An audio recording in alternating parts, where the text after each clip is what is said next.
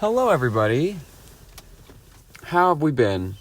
I hope well. I'm coming to you, again, starting this episode off on a crisp Wednesday morning. I do have a feeling we might have to repeat the mistakes of last week.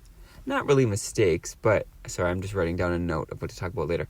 Not really mistakes, but just the patterns of last week. And I believe we'll be starting off the episode in a vehicular scenario, and then finishing off the episode back on the big comfy couch, what I call the beanbag chair that I normally record. And by what I call, I mean I just thought of it right now, so that is what I will be calling it in the future. Did anybody watch that show, Big Comfy Couch? It was about like the clown who lived in some sort of village, I believe with her grandma, who played not the unicorn. What is it called? What is that thing called? Not the xylophone. Accordion. You know, the unicorn, the accordion. Okay, there's corn in there. That's probably what confused me. Which, speaking of corn, I have a corn segment coming up. But you're going to have to just listen for that. Yeah, that show was weird. Because then she did the thing on the clock or something. Like, she did some sort of a stretch. Like, she would lie... I think her name was Lunette or something, the clown. And she lived on a big comfy couch, but then also had a house. But from the outside, her house didn't look huge. But for some reason, it could fit this huge comfy couch. If you don't know what I'm talking about, I would recommend doing a quick Google, a quick YouTube. Would she do the 10-second tidy? Okay, we're going to go through this together. Big comfy couch. I don't know the years that it was active. Okay, it ran from... Oh, okay. 7 seasons. It ran from the early 90s to the mid 2000s. Or I don't know why I'm being... But I could just tell you the years. From 1992 to 2006. That's actually a pretty good run. I feel like most shows I watch get canceled after one season. I think because I watch it. If I watch your show, I guess aside from the Big Comfy Couch, if I watch your show, you will get canceled. 100%. But yeah, the Big Comfy Couch was not canceled. In fact, I probably just stopped watching it at some point, and it might have still continued. Who knows? I always wonder what happens to, the people that played those, characters on the kids shows. Like, not like a kids show, like a Disney show, like a Hannah Montana or something like that, where, like, you become famous. But, like, the shows and the actors who are playing these characters that, like, the character is famous, but not you. I don't know if that's better or worse. Because then it's, like, for the rest of time where you can be like, yeah, I was the clown on, this show, or I was, like, one of the Wiggles. It's like, oh, okay. Like, I don't know. It's definitely a conversation opening line, but I don't even know that it's a conversation starter. Like, what do you talk about? Like, oh, how was the, puppet that you had to act alongside? Like, how did you do lots of commercials after? Stuff like that. Although, who knows? Maybe those actors, because they're in so much makeup and costumes and everything, maybe they did go on to become big people that I'm just not connecting them to their previous work. But yeah, and if anyone hasn't seen it, Big Comfy Couch. I haven't seen it in probably, 15, maybe up to 20 years. So I don't want to, like, be like, yeah, it's such a good show, and then people go watch it and it's, like, trash or, like, maybe not with the time. So just keep that in mind. But if you know, you know. I don't know how I started talking about this. Normally I open up with the weather, so I'm going to do that. I have to issue an apology. I believe if it was not the previous episode, it was the one before that. I believe I was talking about how the Groundhog was wrong, and the Groundhog had like a 40% accuracy rate, and how we maybe needed to question, like, what, how are these groundhogs, really, like, what are the groundhogs really doing? Like, is this something we need to continue? I didn't really land on, like, a stance per se, as I normally don't, but I was just sort of asking the questions. I have to be honest, I was driving this morning, mere minutes ago. And I thought, you know what? This is looking like an early spring. And then it hit me. I believe the Groundhog this year, or is it the same Groundhog every year? I'm still unclear. I believe they predicted an early spring. I'm going to double check. Did the Groundhog predict an early spring? Do you like how I do like reverse voice to text when I'm typing while recording? Let's see. Did he predict an early spring? I spelt it so terribly that it doesn't know what I'm talking about. Okay. I just need a yes or no. Yes, okay. He predicted an early spring. And do you know what? It's looking like early spring. Like, it's kind of getting a bit sunny. I was driving home the other day, and I almost had to take off my jacket because I was a bit warm. Then I did realize that I had the heat on, which was probably more so the issue. But other than that, something was happening. But yes, I hope everyone had a great weekend. And because we're sort of in the middle of the week, I can equally say, I hope you have a great weekend. I usually say that at the end of the show. But anyway, I did have a good weekend. I made chili.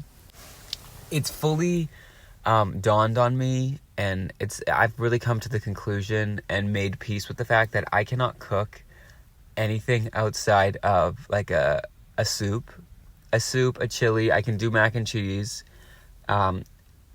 Unfortunately, none of this sounds healthy, but like, if that's what I can do, that's what I can do. And let me tell you, the chili was very good. I used a Beyond Beef situation just to appeal to a wider the audience that I was serving at the time, and it was good. You can't go wrong with chili. I think that's what I need. Like, I can follow. Like, am I a good cook? No. Can I do like, let me add a dash of this and a pinch of that? Not really. I'm getting better. But like, if you give me a measuring cup, a tablespoon, some thawed Beyond Beef, and a couple cans of beans that have been in the pantry for probably 7 to 10 years. Have been in the pantry as long as that thing of saran wrap from Costco. Do you know that huge one that you buy and then like never replace again as long as you live in that environment? Those and the beans enter at the same time. And the beans got to leave the pantry. The saran wrap wrapper is, in fact, still there. But they tasted fine to me, which I guess is the point of canned goods. But anyway, I made a chili, and it was very good, not to brag. In fact, it's been a very chili-ful week, because the other day, I went to a restaurant, very fine dining restaurant. It's like red on the outside. They have a mascot, and it's this person. Her name is Wendy, and I went to her drive-through window and said, "Hey, can I have chili?" And they said, "Yeah, sure." And I hadn't had Wendy's chili in a while, and it's pretty good. I mean, I'm sure it's talk about canned goods. I'm sure it's from canned goods. But I opened it up in like the package or whatever, and there was like my spoon. The chili, of course. That would be a problem if there wasn't. I know fast food places are notorious for like forgetting stuff. And I'm really bad at checking. Like, I never check. Because I'm usually, most of the time, like, just alone. Not to be sad. Not on Valentine's Day. Happy Valentine's Day. If anyone cares, I kind of forgot that was happening. But eat lots of chocolate. Or I guess you'll be listening to this after, so I hope you ate lots of chocolate. But regardless, in the bag with my chili, it had this little package, and it said hot chili seasoning, and I was like, ooh, I like hot, I like chili, and we would all be nowhere without seasoning, so perfect. Like, I didn't know to ask for this, but I'm glad they just assumed, because I also did get a spicy chicken sandwich, so they probably just thought, you know what, let's just throw this in. Or the most realistic option of all is that is just what they give everybody. But I kind of take it personally. I was like, oh my gosh, they knew. They were looking out for me. Thank you to my local Wendy's restaurant establishment. And I opened it up, the packet. And in my head, I was like, okay, like they call it hot chili seasoning. This is just hot sauce. Like they just put a little Tabasco or a little, honestly, probably like a Frank's in the packet. I opened it up and it was clear. So I was a little confused. Like, it looked like corn syrup. which I say I'm not a chef, but I guess I am, because when I Googled what is in the hot chili seasoning, it's corn syrup, which you would think, like, why is there corn syrup in this packet of chili stuff?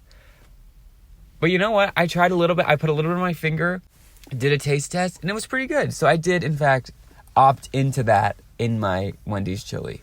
So I would recommend it. And I don't know if there was corn in it to, like, thicken it up, which I have a question about this, because when I made chili, again, did I tell you I made chili?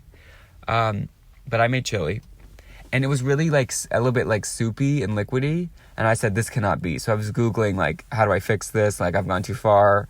I was like, I could simmer it for another 7 hours, or add cornstarch. So I said, okay, let me do that option. And it was like magic. And I knew I'd obviously heard of this being a thing in cornstarch and whatever, but like what I don't get is like adding a liquid to something, because it is liquidy. You don't add much, but like you're supposed to take the cornstarch and like dilute it or whatever. And then you add it and then mix it up and then it becomes thicker. How does that work?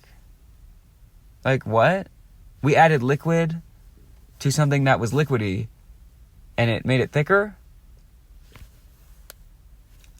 I don't know what sorcery.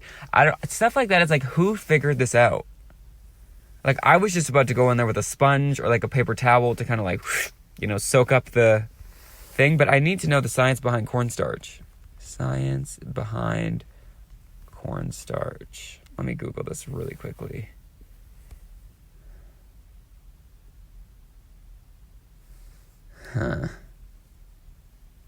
How does cornstarch work?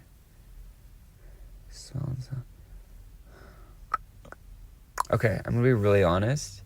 It's a lot of words that I don't understand. And my new thing for 2024 is if I don't understand it, I'm just going to be open and honest about that. And as opposed to talk for 5 minutes on how I don't understand something, So, anyway, in conclusion, the chili, all facets of chili that I came into contact with over the previous week were stellar, and I would like to give a huge shout out to Cornstarch, the makers of Cornstarch, anyone involved in the process, just for their stellar work. I appreciate it. Okay, everybody, it happened. As promised in earlier this episode, I am now sitting on my big comfy couch. It is about almost exactly 11 hours post that recording. So, I've had time to simmer, I've had time to marinate, I've had time to really collect myself and my thoughts, and I'm ready to provide a second half that is just, I'm going to say it, probably one of the better second halves of any episode across the 86 or 87 episode history of the Nobody Asked for This podcast. Now, as I mentioned earlier, I was in the car, and during my drive this morning, I just had some thoughts that I really felt like I could share, which I guess is the whole point of doing this. And I just want to clarify really quickly. Do I think people need to hear my thoughts? Absolutely not. Do I think they're important? Absolutely not. But I've committed to doing this, so I just sort of have to present something.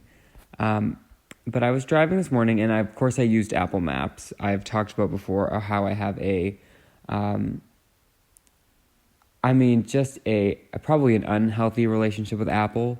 They continuously let me down, and I'll never switch. I'll never go to either a Samsung or anything like that. I'll be Apple till I'm done. Apple to the end, for no apparent reason. Well, there are a couple reasons. Obviously, as I've said before, I think they make their stuff fairly simple to use, so that if you pick up a Samsung, you have no idea what end is up. I had a Samsung the other day to take a picture on. Someone handed me their phone to take a picture, and I was like, well, how does this work? Where's the button? Can you swipe? Do I need a passcode? I completely could not figure it out. I've had to make a call on a Samsung before, borrowing someone's phone. I don't know how to do that. And I think that Apple makes their stuff, again, very simple, so that you have no choice. You're almost too stupid to go to any other brand. that's it's speaking in my own experience. But regardless, I'll stay strong and true with my, refurbished MacBook and my refurbished iPhone that, as I've talked about, is cracked with a green line going down the center. I still haven't fixed it because they're not getting me again. They're just not. Also, I think we have to start being honest about the fact that these new iPhones, that was, obviously you can't see me, but that was some bunny ears. What's that called? Quotes. It's the same phone, and they're just making it different colors over and over and over and over again. They used to have, every couple years, they'd get, a new design or something. But at this point, they've pretty much removed any other element that's not a screen, so you can only make it so different. A screen can only look like a screen for so long, and then the actual software is the same. So, I don't know. It's just interesting. Again, Apple till I'm gone. They'll be getting my checks and my money and all of that. So I'm really not moving the needle on any of this. I'm just kind of explaining where I'm at. But all of that to say, I was using Apple Maps, and I didn't see, I didn't look. I would normally go on Apple Maps. I would see the route that it was telling me to take, and I would shut off my phone and just take that route. Now, before there are any questions, I do have a phone mount where I can safely have my phone display the directions while still 10 and 2. So we're being very safe. But I normally don't need, because it's just I'm going to the same spot that I always go to. I don't need to have Siri yelling at me, turn left, turn right. Especially when I have Australian Siri, where it's go left. I know, I got it. I don't need to hear the instructions. But traffic was really bad for whatever reason this morning, so I said, you know what? I'm just going to keep the thing on. So I didn't really look at the route that it was taking me. I just clicked, because you'll put in an address and it'll give you 3 options or whatever. I just clicked the least amount of time. Duh. It seemed simple enough. And then I'm starting going down these back alleys. I'm taking back roads. I'm not getting on the freeway for about 45 minutes, which I thought was a little funky. I'm literally at one point, Apple got me to get off the freeway, drive on a road parallel to the freeway, just to get back on the freeway. And I know what you're thinking. Oh my gosh, you probably saved so much time because there probably was an accident between those 2 exits. No, there was nothing. I could see the freeway the entire time. It was completely normal. There was nothing. So I don't know, maybe if when I left 45 minutes prior, there was some big collision or something that we were trying to avoid and Siri thought she was saving my life, but I don't know. I just have questions. Also, I'm going to be completely honest.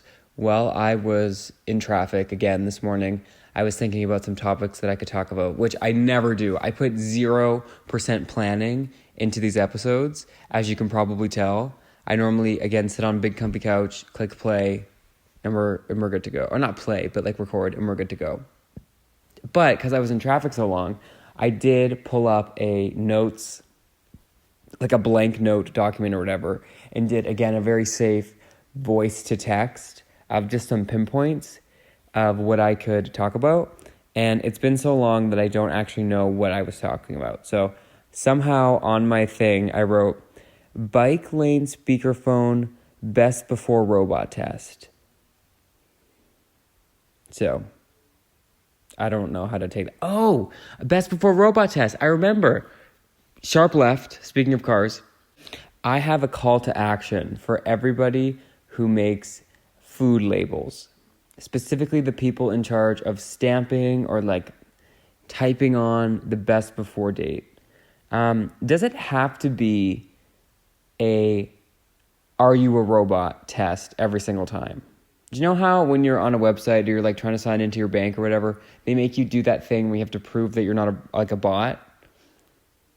Which, can I just say, I feel like the bots have been, the robots that hack, those have really gained some notoriety in the past few years. But my computer's been asking me for that robot check since the dawn of time. So that actually is kind of impressive that they've been on it that much. Now, I don't know how accurate or how actually safe that test is, because I feel like the robots are getting probably pretty smart, and they could probably tell you, like, they could probably match which pictures have chimneys in it, or like what numbers behind the dotted thing. Like, I think that robots, if I can figure it out, the robots can figure it out. But what I can never figure out is what the freaking best before date is on these things where it's like a really dark background with like dark letters, or like a white background with like a slightly darker shade of white letters. Like, why? Like, is the snack I'm about to eat expired? I'll probably eat it either way. I'm weird about best before dates. Like, certain things I will, like, it could be one day over and I'm like, I'm not touching that. Like, any sort of dairy, nope, I'm good. Which, if we're being honest, that's probably like not the thing to be super careful of, because like, I mean, it's called sour cream. Like, can sour cream really expire? Probably not. Like, as long as there's not like active mold, you're probably fine. But yeah, for whatever reason, I'm not touching it. But if it's like a granola bar, like, that doesn't really expire. You know, so. But I guess it doesn't matter if I can't read it anyway. So I would just like to put in a request to the void that we need to fix that. Like, just bright colors. Or dark colors if the background is bright. Like, I'm fine with either. Like, whatever combination works best for your brand, whatever sort of ink you have left at the factory. Don't run out to, you know, like a not department store, an office supply store for me. But like, it would be nice to be able to read the information you're trying to convey to us. So just putting that out there. Now, as for what bike lane speakerphone means, I cannot tell you. So I do this all the time. I do this especially with my reminders in my phone. I've gotten to a point where, like, if I don't have some sort of like a reminder in place, I will probably forget something that I need to do. So I have everything written down, but sometimes I don't give myself enough detail, because in the moment I'm like, yeah, I'm not going to sit out and write like do this and then that and do that. Like, I can just do like a code word. But then I forget when the code word pops up, 6 hours later or whatever it is. I forget what it meant. And then it's like, not only am I forgetting something, but I'm being reminded that I'm forgetting something, which there probably is no worse feeling. Like, normally if you're forgetting something, you're just in like blissful, I don't know what the word is, but you're gone, Maybe you're having so much fun that you forgot that you had to, pay your credit card bill. Oops. But if you get a picture of a money emoji or like pay, you get an alert on your phone that says pay. It's like, pay what? Pay who? And then you know for a fact that you're forgetting something. So just it's something to think about. A reminder about your reminders. Make your reminders descriptive and clear. Unless you don't have a problem with this, then just continue living your life. I respect that, and probably am alone on this, but just thought I would do a quick PSA. Slowly but surely, I'm just turning into the person that would do the high school announcements, like over the PA thing, when it's like, and a reminder to, buy your tickets to the prom or whatever they were telling you, and like no one was actually listening. It was just a nice way to waste 5 minutes in between, having to start your first class. I really missed out on that job. There's been a few jobs over the past couple weeks that have come up, like just either like I was reading an article or something, and I was like, I should have done that. As if it's too late, as if like there's just no hope, which, I mean, some days. Basically, if you have to go to like smart people school to do it, I've fully relinquished that idea. Like, I think I can say with quite a fair amount of certainty, I will not be a doctor. At least in the medical sense. I could be potentially someone who has like, what is the degree that you need to be a doctor? Is it a PhD? Does that make you a doctor? Like, not like a medical doctor. Wait, do actual doctors have PhDs? Let me see this. Like Dr. Phil. Is he a medical doctor? Do doctors have PhDs? No. They have an MD, a medical doctorate, as opposed to a PhD, a philosophy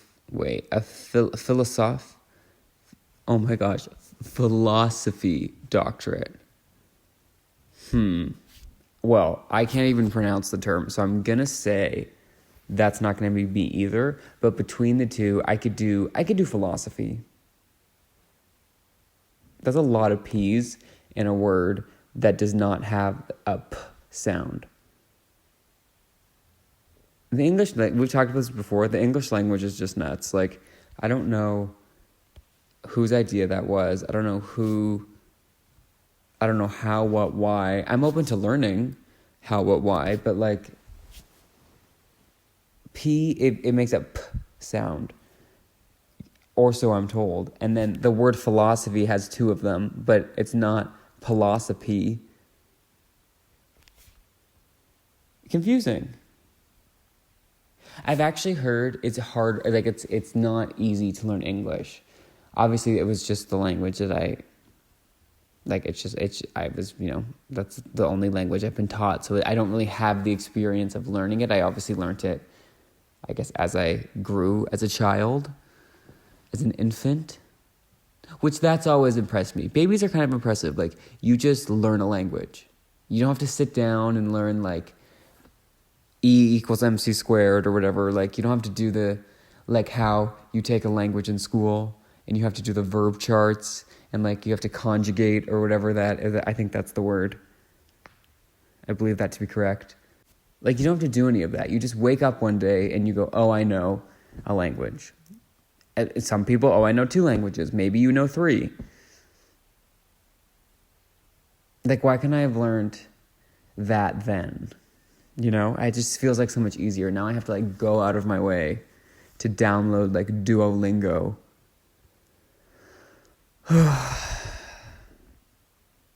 It's a tough one. Every time I do an episode of this podcast, which is weekly, I get off and I think, life's tough. It's not easy. They don't make it easy. But what you gonna do? I have to go take my laundry out of the laundry machine. I do this thing where I just barely get enough, not courage is the wrong word, but I get enough effort, power, what's that called? Like, enough, like, I'm really having trouble looking for words today. Like, I get, not strength, like philosophical strength, metaphorical strength to get my clothes in the laundry thing. And then after the hour has gone up or whatever it is, half an hour, okay, quick cycle, cold water, whatever. I don't have the strength left to actually put it either in the dryer or, like, take it out of the laundry thing. So, and then when you do take it out of the laundry machine, it's like you have to, like, bear hug a huge mountain of clothes, and then the clothes that you were wearing kind of get washed as well because all this, like, soapy water ends up on your clothes. When you take your clothes out of the, like, not the dryer, but when you take your clothes out of the washing machine, there's not still, are they just wet? Is there still soap on them? Or I assume they were rinsed. I've never been a washing machine, so I don't know. Are clothes out of the washer have detergent on them? I feel like one day I would love to, like, release my Google searches. Does laundry detergent... Okay, it's looking like no. That's good to know. Anyway, I'm going to go, but excuse me, I hope everybody has a great rest of their middle of February. I believe next time we speak, we will be in the 20s. We are coming up, this is crazy, we are coming up on the 4th anniversary of 2 Weeks to Flatten the Curve, which, as we all know, did ultimately turn up being slightly more than 2 weeks. But that's nuts to me. It feels like yesterday, but it also feels like years and years and years ago. So anyway, I'll see you in the later half of February, as in next week. I hope you have a great weekend. If you want to hear more of the Nobody Asked for This podcast, you can go to podcastnobodyaskforthis.podbean.com. On there, you can find the link to other places to listen. You can listen just straight on the website.